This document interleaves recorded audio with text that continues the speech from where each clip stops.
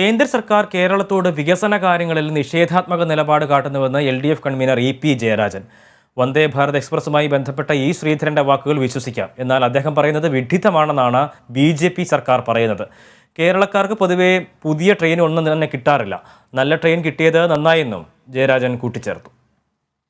വികസന രംഗത്ത് കേരളത്തോട് നിഷേധാത്മകമായ നിലപാടാണ് കേന്ദ്ര ഗവൺമെൻറ് തുടർന്നുകൊണ്ടിരിക്കുന്നത്.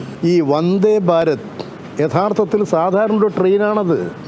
റെയിലിന് പകരമാകില്ല ഈ വന്ദേ ഭാരത്. ഇപ്പോൾ കേന്ദ്രമന്ത്രിക്ക് തന്നെ കേരളത്തിൽ റെയിൽ പദ്ധതി ആവശ്യമാണെന്നുള്ള തോന്നലിലേക്ക് എത്തിയിട്ടുണ്ടെന്നാണ് എനിക്ക് തോന്നുന്നത്.